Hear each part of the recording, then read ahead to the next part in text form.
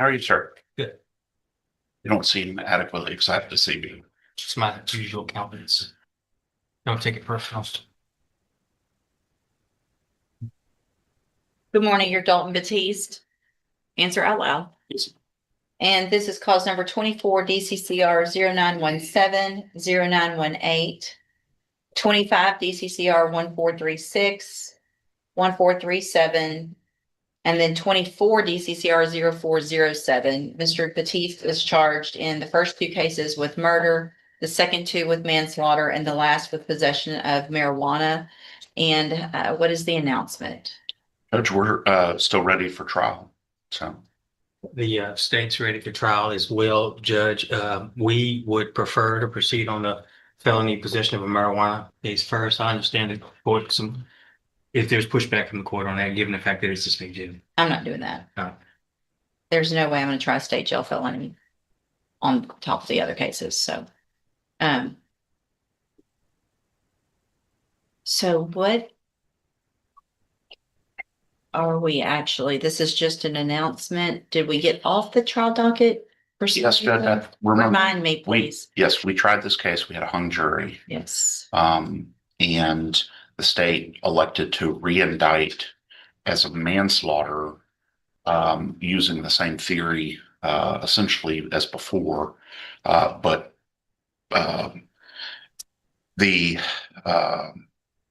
challenge is, of course, I think you said it on a review or whatever this is, because that's essentially a totally different charge than the fentanyl murder statute that we were arguing about last time. And I'm fine, obviously, I would, if the state's going, I guess I'm a little confused. Two murder charges are still pending, and typically when something. I filed dismissal on those this morning. Perfect, okay. So actually, we're just looking at the two manslaughters and the possession of a marijuana That's case. right.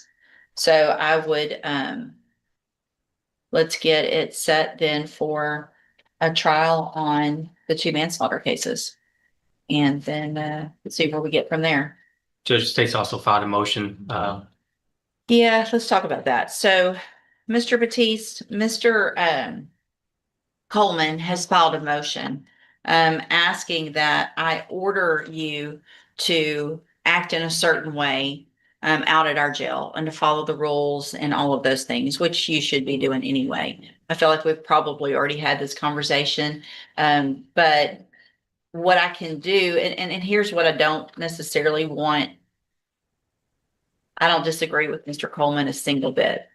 You can ask Mr. Gertz, you can ask anybody that's been in front of me about how I feel about what is going on at our jail and how disrespectful inmates are being to the staff out there. And I'm doing whatever I can to try to get through to you all, because it can make things much worse. Much worse. Number one, if you go to trial on the manslaughter and you're found guilty, the jury's going to hear about all of it. They're going to march these correctional officers in here and they're going to say what you've been saying to them, that I'm not going to say today because a lot of people are watching.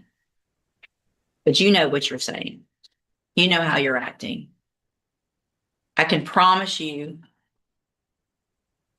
Mr. Gertz is embarrassed for you because you don't help him help you by acting this way. Does that make sense? You're not one of these kids out there. How old are you? 26. 26. So typically I'm dealing with 17, 18, 19-year-olds that are out there acting crazy. You're too old for that. What I don't want to do, Mr. Coleman, though, is cause the jail more grief by holding him in contempt and making him stay there even longer. Here's what we're going to do. We're getting the case set for trial on the manslaughters. We're going to get those tried. I'm not sure what I will do if you violate this exactly. I can't tell you right now, but I am ordering you to refrain from calling names. And if you need me to tell you everything, I can. If I need to be specific, I'll be specific. Because what I don't want you to come in here and say, well, I didn't say bitch, I said whatever. You know what I'm saying? Yes, ma'am. Behave. Don't call names. Don't tell them they don't have rank. Don't tell them I get what I want. B. That's not how you talk to somebody who's just going to do their job. They're just trying to go do their job and go home. And they got to deal with you and all the other people out there that are acting like idiots. So I'm going to order you to not do that. What that means is if you violate that order and do it, and I get more incident reports, Mr. Coleman will ask me to hold you in contempt. And what I can do for every single incident, for every name you call, for every time you get written up, for every time you don't follow the rules, I can hold you in contempt and I can order 6 months. And then I can stack 6 months for every name. Every time you say it, I can stack it, stack it, stack it. Do you understand? Yes, So you are now court ordered to follow the rules, which I shouldn't have to do, but I am. Okay? yes, So I will set these cases for trial at the very next trial setting that we can get them on, and we'll go forward at that time. All right? Thank you, Judge. You can go back with the bailiff. It's another one, she was ordered to go to ISF, got into a fight, Got kicked out. got kicked out. But she just got on probation a Almeida Miles. couple months ago. Well, there's nothing we can do. So she can plead true or not true, and we'll reset it for a sentencing hearing. And it'll be up to me if there's no agreement. I mean, if she can't make it through, I can't just let her out. Okay. There's no, I mean, I don't have a choice. Can't get better. Yeah. I didn't know if there was any other alternatives, but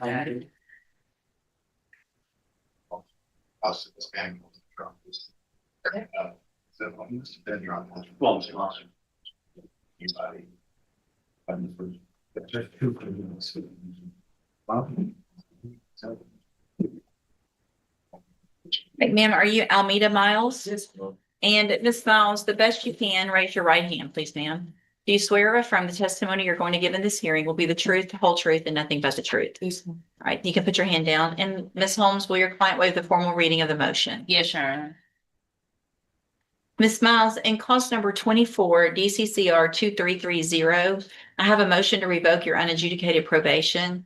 It shows that you were placed on probation September 16th of 2025 for the offense of tampering, fabricating with physical evidence, a 3rd-degree felony, and that was a 10-year deferred probation. Is that correct? The motion alleges you violated your probation. Count 1 alleges that you failed to. Some of them are kind of redundant. Okay, well, let's. Counts. We'll start with this one, then we'll see. So count 1 alleges that you failed to avoid injurious or vicious habits, in that you physically assaulted another offender in the B3 pod on or about the 6th day of November 2025 at the Henley unit, which is the ISF unit. Is that true or not true? True.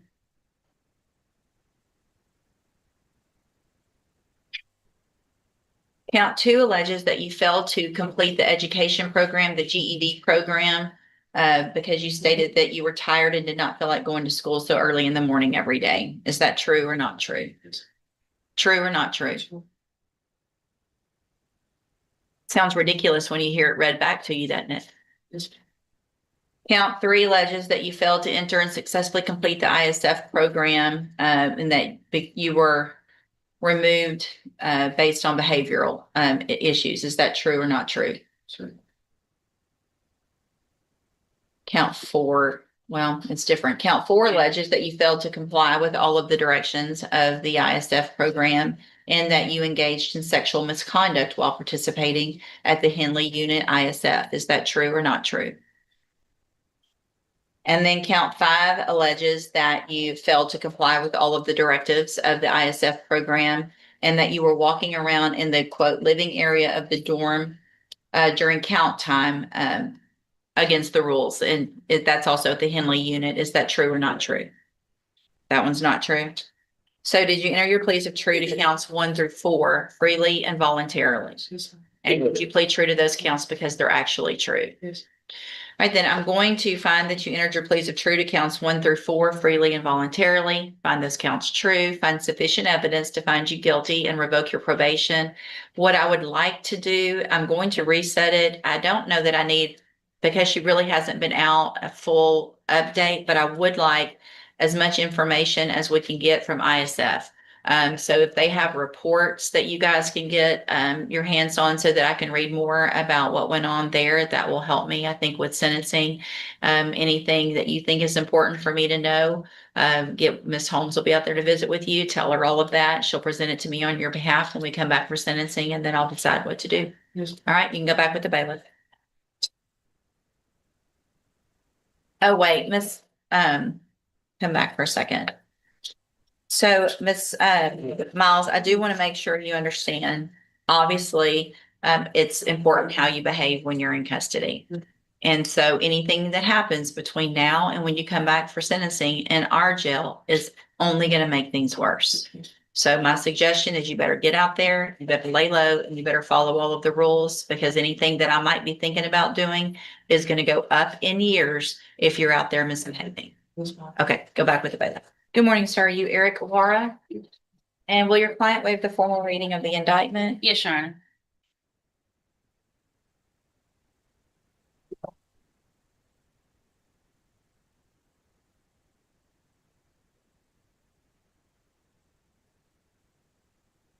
Mr. Wara, in cause number 24 DCCR 2344, the state has elected to proceed on count one only.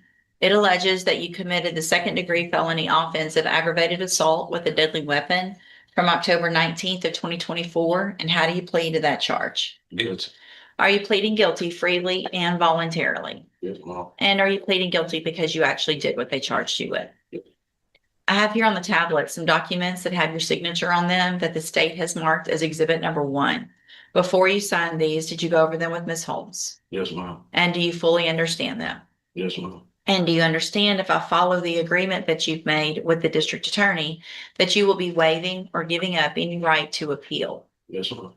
Do you also understand, if you're not a U.S. citizen, that a plea of guilty or no contest may result in your deportation, exclusion from admission to the country, or denial of naturalization under federal law? Yes, ma'am. State tenders number 1. No objection. It's admitted. Is there any evidence that Mr. Wara is not competent? No, Your Honor.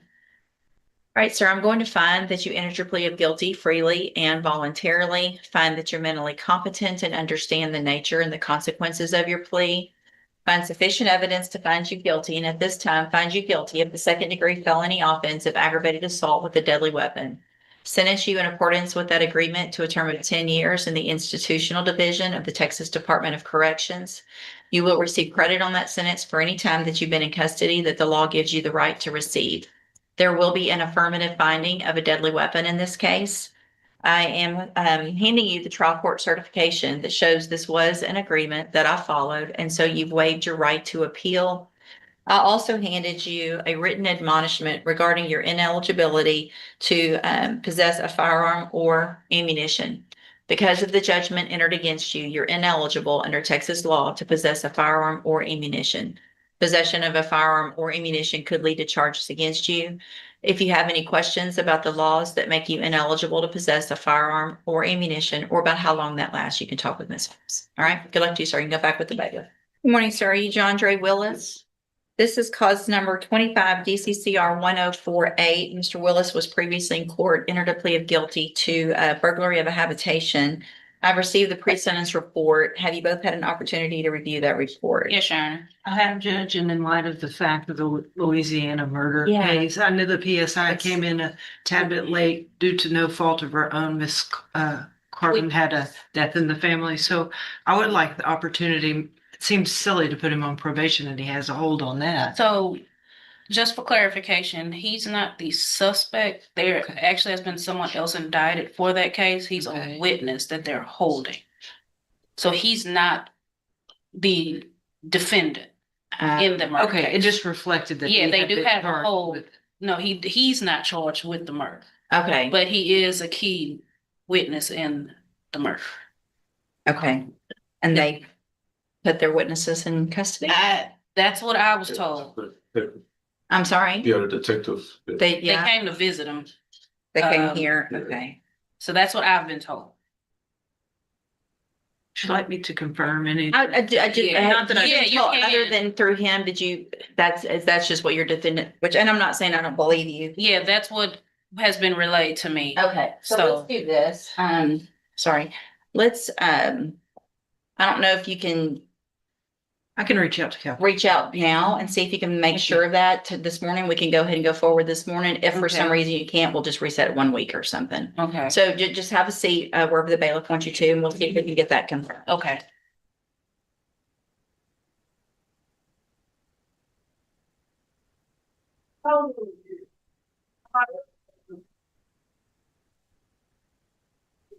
Good morning. Are you Derek Butler? Yes, ma'am. This is clause number 25 DCCR 1653. Mr. Butler's charged with evading arrest or detention with the use of a vehicle. And what is the announcement? Judge, there is some media attached to this case that I need to review with my client. Okay, I just need a little time to do that. I've talked to Mr. Smith about the issues I'm having before it's through with that video. okay, And so we just need a little time so we can get that taken care of. okay. So you're having trouble pulling it up. Well, it's not that, it's just a factual issue. Oh, gotcha. resulting Okay. From So do you need a normal reset or just maybe a little shorter? actually a little short. It doesn't have to be a normal Let's reset. do about 3 weeks. Yeah, that'd be perfect. And so, Mr. Butler, Mr. Lewis will be out there soon, I'm sure, to go over all of that discovery, and then you guys will be able to make a decision and have an announcement at the next court date. All right, thank you. Thank you, Judge. Yeah, that's. Thank you, sir. Isaiah Cheatham, good morning. Are you Isaiah Cheatham? Yes, Your Honor. And Mr. Lewis, will your client waive the formal reading of the motion? He does, Judge.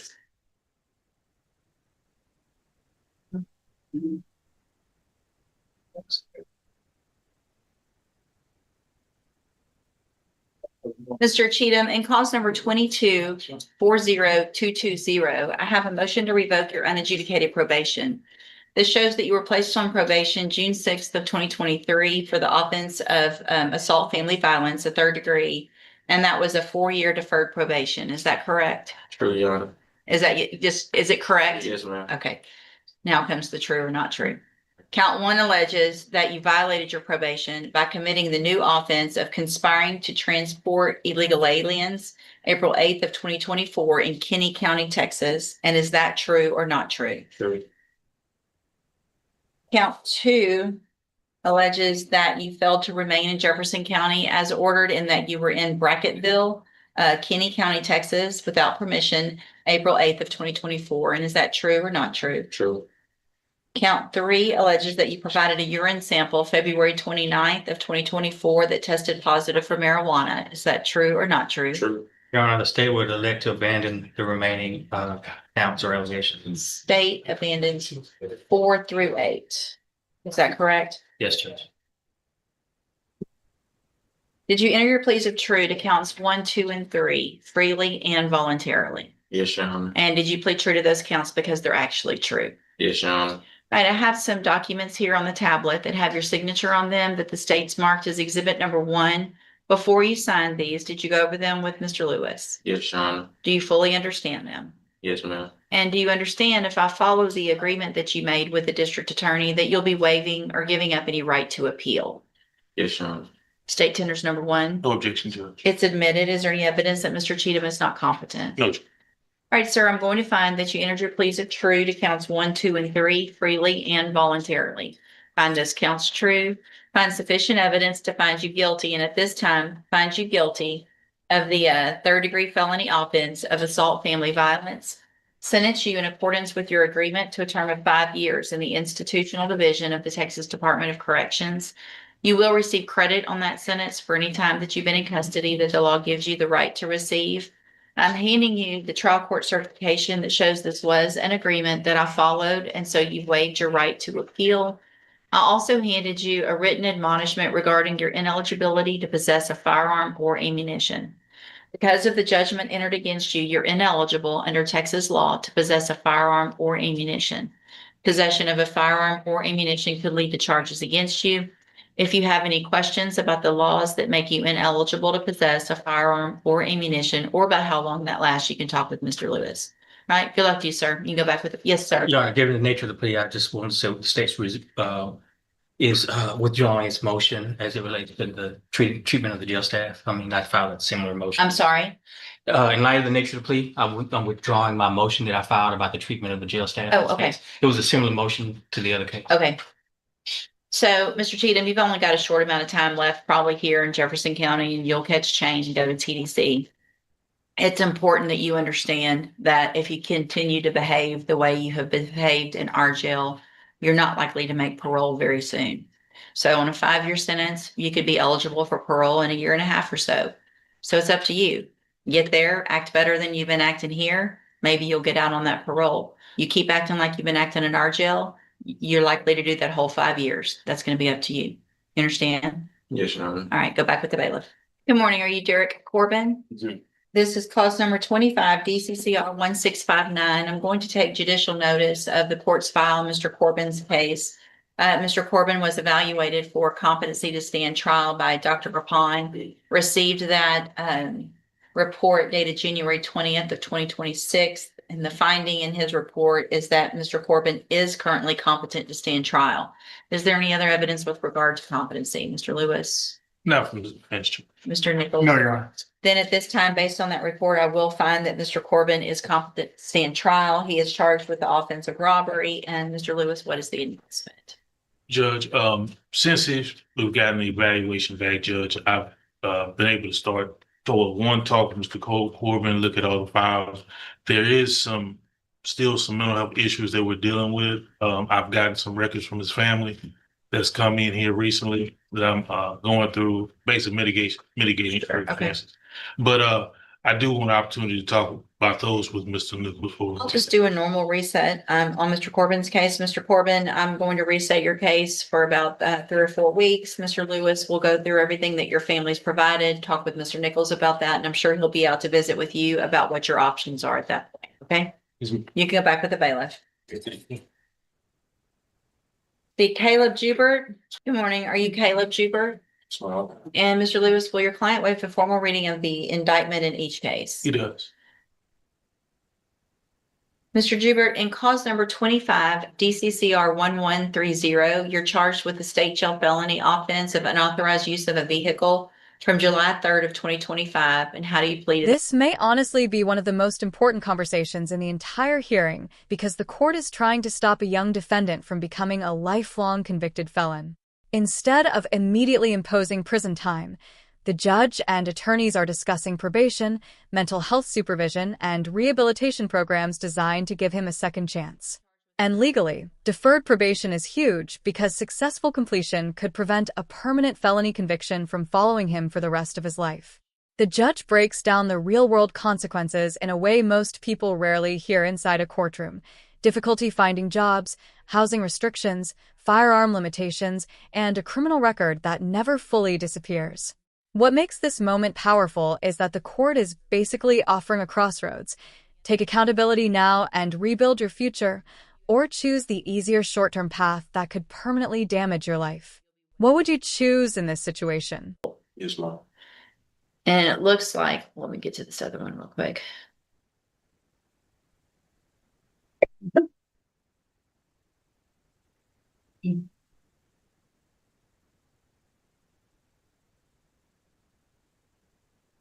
So it looks like the agreement that you've reached in each of your cases is for a 5-year deferred probation in each case. It looks like there would be a $500 fine in the unauthorized use of a motor vehicle and a $300 fine in the evading arrest or detention with the use of a vehicle. You would be required to enter and successfully complete the cognitive track of the ISF program, in addition to being on the specialized mental health caseload. Is that your understanding of your agreement? Yes, ma'am. Do you also understand, if you're not a U.S. citizen, that a plea of guilty or no contest may result in your deportation, exclusion from admission to the country, or denial of naturalization under federal law? Yes, ma'am. State tenders number 1 in each case. No objection, Judge. It's admitted in each case. Is there any evidence that Mr. Jubert's not competent? No objection. All right, Mr. Jubert, in each of your cases, I'm going to find that you entered your pleas of guilty freely and voluntarily, find that you're mentally competent and understand the nature and the consequences of those pleas, find sufficient evidence in each case to find you guilty. However, I'm going to reset your cases so that the probation department can do a pre-sentence report.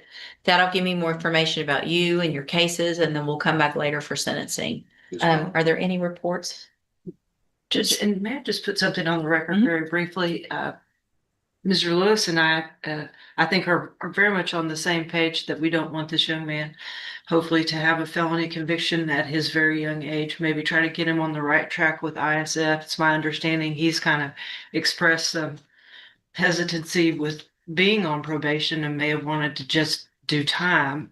So I would just ask him to think about it while they're doing that PSI. If he really didn't want to go this direction, we can discuss an alternative offer. I don't want him to take another young man's spot in those programs, but I really hope that he wants to avail himself of not being a convicted felon. You understand what Ms. Muffino is saying? Yes, ma'am. That's what we all want, really. And we hope that you would want that for yourself. Is because if you just take a deal and get some time and go do your time and get out, may be easier, may not, but in the short time, it's maybe easier. But in the long run, for the rest of your life, you're going to regret that because you're going to be a convicted felon. And that changes your life so negatively in so many ways. You can't live certain places. You for sure can't get lots of jobs you can't get and things like that. So, you got some time where the probation will come out and talk to you. Think about that.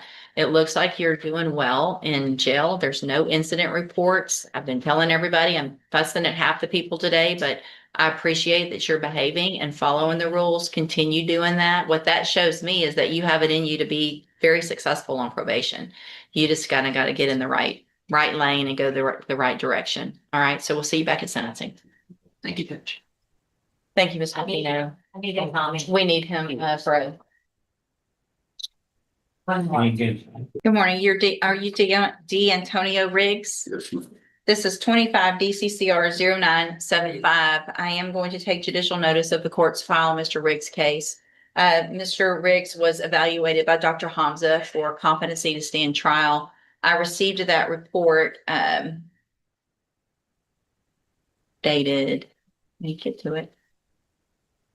The examination date of January 27th of 2026. The finding in his report is that Mr. Riggs is currently competent to stand trial. Is there any other evidence with regard to competency? No, Judge, nothing to finish. No, Your Honor. Then at this time, based on that report, I am going to find that Mr. Riggs is competent to stand trial. Are you ready for an announcement or do you need some time on that? A little, Judge. Okay. I'll just do a normal reset. If something happens and you want to move it up, just let us know. Okay. Mr. Riggs, Mr. Lewis will be out there to visit with you about your case and what your options are, and we'll get an announcement at that next court date. All right.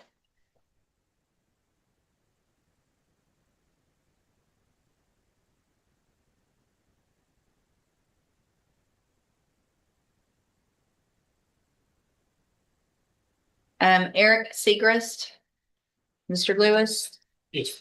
Good morning. Are you Eric Segrist? Yes, ma'am. And this is cause number 25 DCCR 1836. Mr. Segrist is charged with burglary of a habitation. And what is the announcement? Judge, this is one that we had reset here from a few weeks ago where Mr. Smith was trying to reach out to the complainant in regards to this case, some paperwork that she supposedly had came and filed with the DA's office. To date, my understanding, he has not been able to get with her. I've tried to call her, but hasn't got any answer. I've got a separate number that supposedly is supposed to be good. Let's pause here, because this is one of the most critical legal moments in the entire hearing. What the judge just did was issue a direct court order regarding the defendant's behavior while in custody. This isn't just a warning, it's enforceable. Legally, violating this order could result in contempt of court, and as the judge clearly explained, that can mean stacking penalties, potentially adding months for each individual violation. Now think about the impact this has on the upcoming manslaughter trial. If the defendant continues his behavior, those incident reports don't just stay in the jail, they can be brought into court. That directly affects credibility, character perception, and ultimately how a jury might view him. Emotionally, you can hear the judge's frustration. This isn't about one mistake. It's about a pattern. And the real question is, will the defendant recognize the stakes before it's too late? Because from here on out, every action can either Hopefully it's help us. supposed to be good to reach out to her. I've given that to Mr. Smith. And of course, we're asking for a little time to see if we can do that. I've talked to my client. He did want me to ask about possibility of a bond reduction. Well, let's do regards to this this. because that would make sense if you can't get in touch with her. I'm going to reset it 1 week. Mr. Smith, see what you can do with that new information and let's get an announcement next week. If for some reason you can't get in touch with her, but the state's going to proceed with the case, then I will definitely, we'll talk about a bond next And week. I'll file a motion to that. Perfect. Thank you. All right, we'll see you next week. And then Derek Schinkel, Mr. Lewis. Good morning. Are you Derek Schinkel? Yes, ma'am. And this is 25 DCCR 1797. Mr. Schinkel's charged with aggravated assault with a deadly weapon. Mr. Lewis? But Judge, I've been informed that actually John West is going to be representing Mr. Schinkel. He Okay. hasn't signed on to it yet, but I know that his family evidently is trying to make that connection to get that done. I think he's previously done some work for him, Okay. and they were gonna. So, Mr. Schinkel, do you want me to reset your case to give your Yes, family some please. time to hire Mr. West? Then we'll reset it, a normal reset. That's about 30 days. Mr. Lewis is still your attorney. If for some reason that doesn't happen within the next 30 days, then we'll need to get moving on your case with Mr. Lewis at that time, okay? Okay. All right, we'll see you back in about 30 days. And then Anthony Young.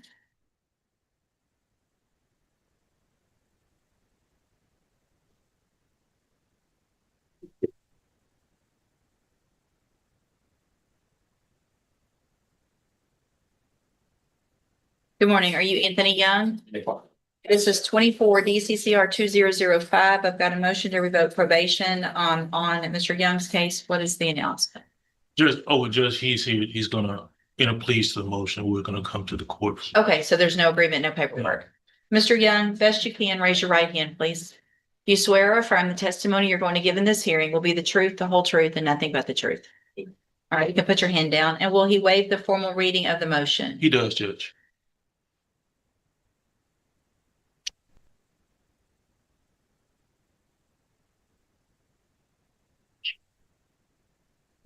Mr. Young, I have a motion to revoke your unadjudicated probation. This shows that you were placed on probation January 14th of 2025 for the state jail felony offense of theft of a firearm. And that was a 5-year deferred probation. Is that correct? The motion alleges that you violated your probation. Count 1 alleges that you failed to conduct yourself in a courteous and professional manner and that you assaulted a fellow inmate with a weapon, resulting in serious, well, it says jury, but I'm guessing that needs to say injury. Is that true or not true? True. Count 2 alleges that you failed to successfully complete the cognitive track of the ISF program and that you were unsuccessfully discharged because of that assault. Is that true or not true? True. Did you enter your pleas of true to counts 1 and 2 freely and voluntarily? And because they're both actually true. All right, then I'm going to find that you entered those pleas of true freely and voluntarily, find those counts true, find sufficient evidence to find you guilty and revoke your probation, but I'm going to reset your case so that we can get an updated pre-sentence report. It'll just give me more information, I guess, about what's been going on since you've been in custody. Any information you can get from ISF for probation, that would be great. And then I will come back and we'll come back and I'll make a decision on your punishment at that date. Anything that you think is important for me to know, make sure you talk to Mr. Lewis about that and he'll present it to me on your behalf when we come back. All right, you can go back with the bailiff. We need Thank you. thumbprint. Oh, they need a thumbprint. Hey, Judge, did you see this? Oh, no, hold on. Right, the thumbprint, yeah, like, sure, the right person has information. Yeah. Yeah. It's like, well,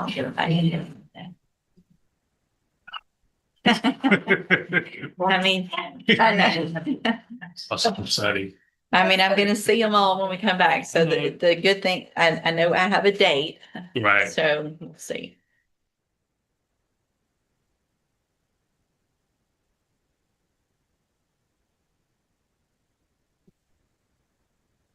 Mr. Young, come back in front of me for a second. So I don't know if you guys are talking in the back or if anybody's been talking at the jail about my frustration with how inmates are acting and treating the correctional officers and misbehaving. Been hearing about that out there a little bit? So if you've been hearing that out there, then why would you still be acting like you are acting? Do you not think I'm going to know? You know, I mean, I get the reports, everything, every time there's an incident report, I get it. And I have pages here. It looks like you like to smoke, don't you? You don't? Well, if you don't like to smoke, then why do you keep smoking and getting incident reports? Because that didn't make sense to me at all. Right? Make that make sense for me. Why would you do something that you don't like and get an incident report, knowing that I'm going to see it? Just to do something you're not supposed to be because it's cool to break the rules. It's not cool to break the rules because let me tell you, when you come back in front of me in about 5 or 6 weeks, I'll know what day today is. And if there are more incident reports and you continue to act like you have been acting and doing the things that you've been doing, including hiding paraphernalia and body parts, I know about that. So if I find out that you're doing these, it's obviously going to affect what your sentence is. Does that make sense? So if you can't behave, you're going to come in here. Mr. Lewis can only do what he can do. You got to give him something to work with. Make it where he can come in here and say, Judge, he was acting up, but he's been great for these 5 or 6 weeks. He hasn't received a single incident report. Maybe I'll take that into consideration. I will. But he can't come in here and argue for me to do something nice for you if you're not helping him help me do something that you want. Does that make sense?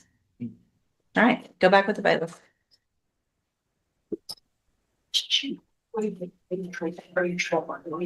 What? All right, you're Veronica Randall? Yes, you are. And this is cause numbers 25 DCCR 0247 1686. Okay, just those two. And they're theft of property with previous convictions. Mr. Vasquez. What is the announcement? It looks like we had a plea. There was a sentencing date where Ms. Randall did not show up. I forfeited her bonds, and so we're here.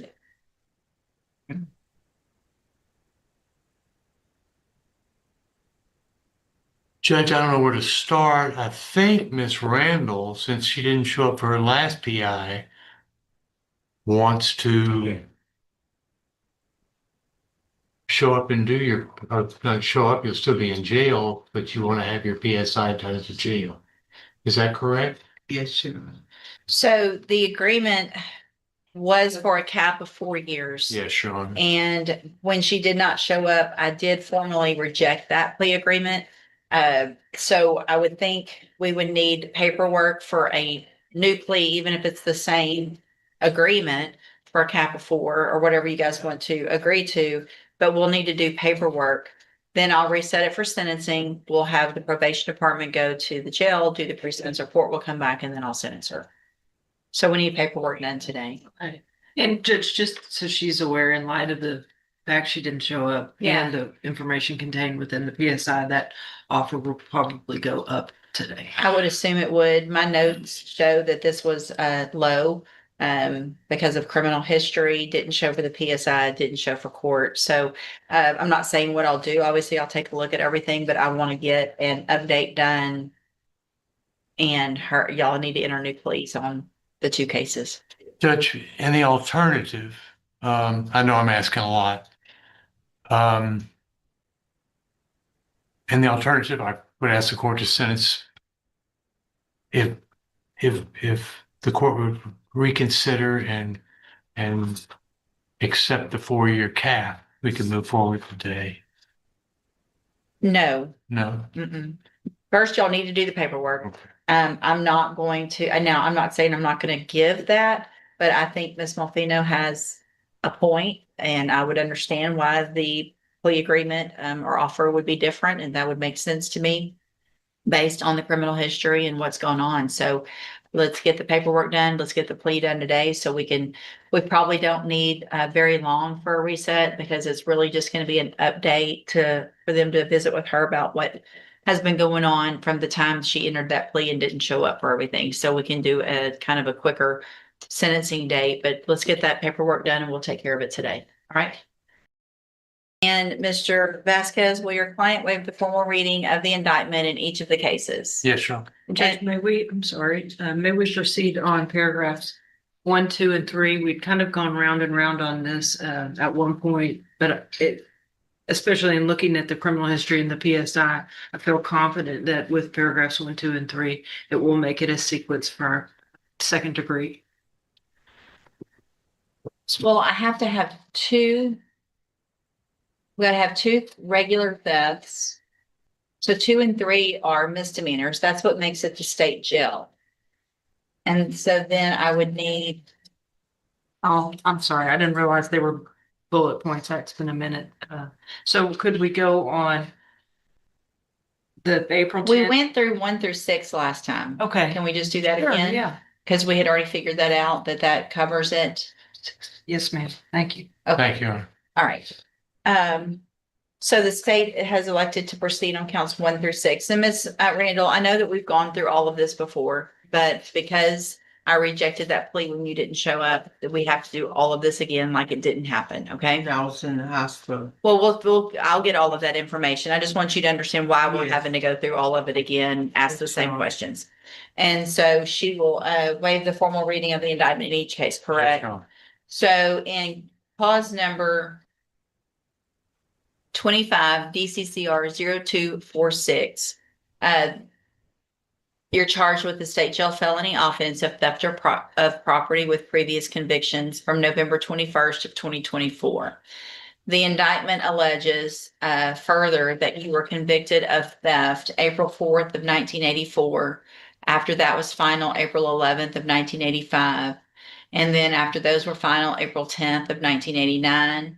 And then November 12th of 1991. 1, 2, 3, 4. And then October 10th of 1994. And those are the two regular felonies. Okay. And how do you plea? Make sure.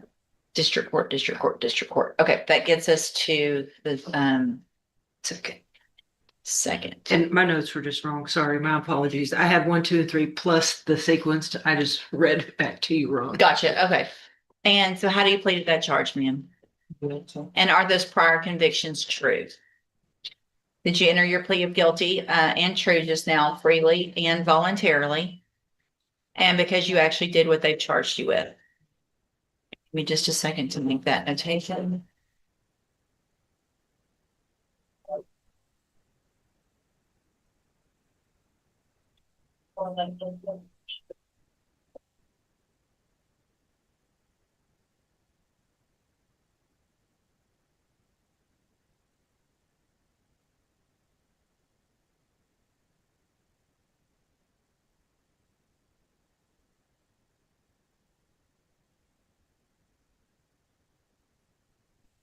It'll take just a second for me to get this pulled up right also.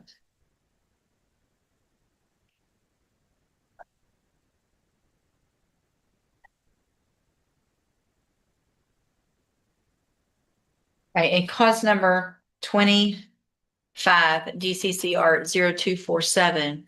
You're also charged with the state jail felony offense of theft of property with previous convictions. This is from November 16th of 2024. It alleges those same prior offenses that I read from the prior indictment. And how do you plead to this charge? I'm not understanding. You charging me from them 4 that you just read out in the 2 I'm here for, what I'm So- in jail for now? So you've got 2 new, Right, Theft. and I'm in jail right? now. But you have, because of your prior offenses, Right. I in didn't each get of the- time. right, it enhances these now to a second degree felony. Okay, it was a 3rd degree when I was here in October. No, it was a second because I have the indictments that I wrote on specifically when we went through all of that. And because Yes. they were regular felonies, Mhm. it makes it a second degree. Okay, Okay, so to the charge of theft in 25 DCCR 0247, are you guilty or not guilty? I'm guilty. And then for those prior convictions, are they true or not true? They true. So did you enter, in this case, your plea of guilty and true freely and voluntarily? Yes, And because you did what they charged you with? right. In each of these cases, I have the documents on the tablet that have your signature on them that the state's marked as exhibit number 1. Did you go over these with Mr. Vasquez again? Yes, Do you fully understand them? yes, And do you understand if I follow the agreement that you've made with the district attorney that you'll be waiving or giving up any right to appeal? yes, So as long as I give you 6 years or less, you can't change your mind and appeal. Do you understand? yes, Okay. And you're a US citizen, correct? yes. State tender's number one in each case. No objection, Your Honor. It's admitted in each case. Is there any evidence that Ms. Randall is not competent? No, Your Honor. Okay, I just went through. Is there going to be a dismissal? There's 3 cases Well, there's going to be a dismissal since. in 1686. Yes. Okay. All right, Ms. Randall, in each of your cases. What we've just seen across these cases is a powerful reminder of how the courtroom weighs both actions and decisions. In one moment, a defendant is given structure and warning instead of immediate punishment. In another, guilty pleas lead directly to significant prison sentences, like the 10 years. This courtroom hearing became a powerful reminder that criminal cases are rarely decided by just one moment. Across these proceedings, the judge dealt with manslaughter charges, aggravated assault cases, probation violations, theft offenses, competency hearings, and repeated misconduct inside custody. Some defendants accepted responsibility and positioned themselves for structured sentencing opportunities. Others continued making reckless decisions even after already being given second chances. And throughout the hearing, one message stayed completely consistent: behavior matters. Whether it's inside the courtroom, inside jail, or while on probation, every decision can influence sentencing, parole eligibility, plea negotiations, and how the court ultimately views a defendant's future. The judge repeatedly emphasized accountability, warning multiple defendants that continued misconduct would only increase the consequences waiting ahead. Some individuals may still have a path toward rehabilitation, while others are now staring directly at years inside prison. If you found this case as shocking as we did, make sure to hit that like button, share your thoughts in the comments, and don't forget to subscribe for more jaw-dropping courtroom breakdowns.